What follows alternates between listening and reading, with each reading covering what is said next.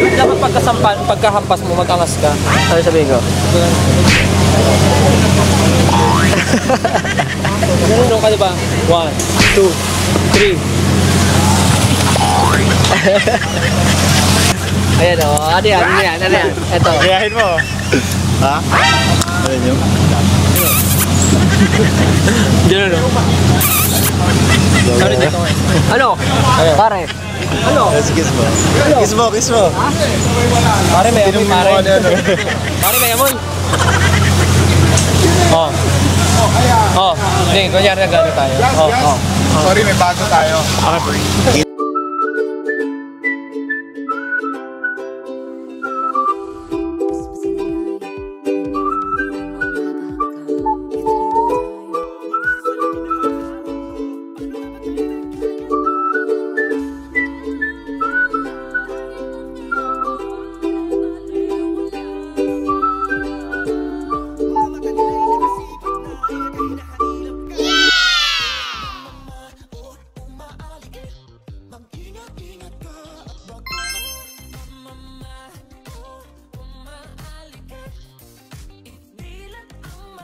Yung pundasyon natin, ito tayo makakapaglaro bukas kasi.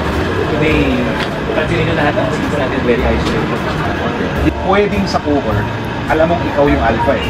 Pero nung dumating to, may mga tao na pag pumasok sa kwarto, wala pang ginagawa pero na-intimidate ka sa kanya. Parang tingin pa lang nilalamo ka na. Wala namang ginagawa sa'yo. Ito yun, katapat. At medyo alam mong baka ito yung lagi mo insecurity. One of these days, sasablay ako. One of these days, baka hindi na ako top dog dito. Dito tayo ngayon sa shoot ng Umaaligid. Last year pa namin project to, pero ngayon matutupad na sa wakas. Masusubukan dito ang acting ng SB.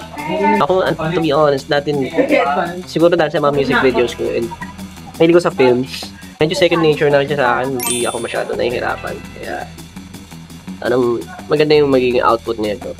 Ang character ko kasi dito, ako yung best friend ni Victor. So, si Victor, alam niya naman natin na medyo maloko. Siyempre dapat nandun ako sa labay. True to myself. For the first time in the history, sabi ko, okay G, sige, gawin natin yun. Pero yung mukha ko talaga kanina, nung narinig yung 3 scenes, sabi kasi nila, okay, it's a wrap. Tapos bigla pa lang, okay, si Ken, uuwi na daw, pero may 3 scenes pa siya. Talagang bumagsak yung muscle sa mukha ko, kasi antok na ako, tapos may 3 scenes pa daw ako. Tapos parang, wala naman akong nakita ganun sa kala ko last na yun. You got me good. Na-mind games ako, na-mind games. Ayun, sobrang saya ng shoot namin. Hi everyone. So today, medyo kakaiba ang shoot namin kasi hindi siya yung usual na ginagawa namin music video. Kasi parang yung ginagawa namin, nag-shoot talaga kami for a movie. Para siyang short film. I mean, short film siya, pero yung approach is para siyang long form movie talaga. So, kahit na mata-mata yung acting, dapat naiintindihan at magigets sa audience kung ano yung nangyayari, at ma-portray namin yung character, at ma-deliver namin yung message.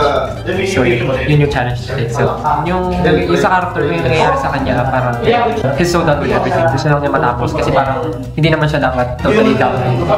Nagpa-party lang naman ako, pero nadamay ako. Parang yun mo sabihin, and mamaya mas makikita nyo ano yung mga pagdadaanan ng character. Nabigyan ko ng justice yung character. Ako po isang mabuting anak. Ngunit malalaman ko sa huli na ampun pa na ako. Multi-serie pa. Napagpalit kayo ng Napagpalit ako sa hospital. Ngayon hinahanap ko yung kambal ko. Naasawa pala nakabit pala ng girlfriend.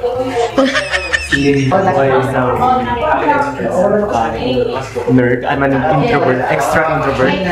At hindi ko alam ba't ako nasa party. I'm trying to clout. Slimming na? Napakakot tuloy ako. Sige. Nandito ako para magpapunan. Sabi kasi ni tita, wala na mama, di ba mista ka? Nanay ko nga nagsabi mo ako. Ay, ganito. Wala nagbawal. Go get out there. Get some friends. And girls. Which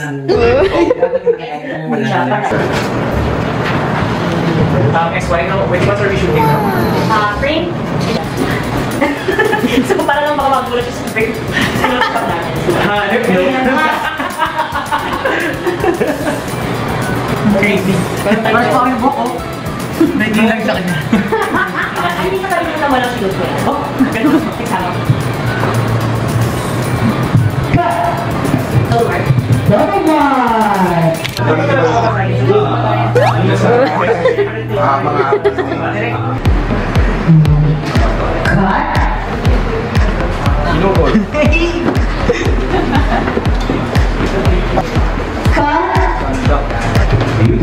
Okay, moving on. Ken tayo. Ken, salat ko na eh. Ngayon pa ako. Check nyo na si Ken. Ay,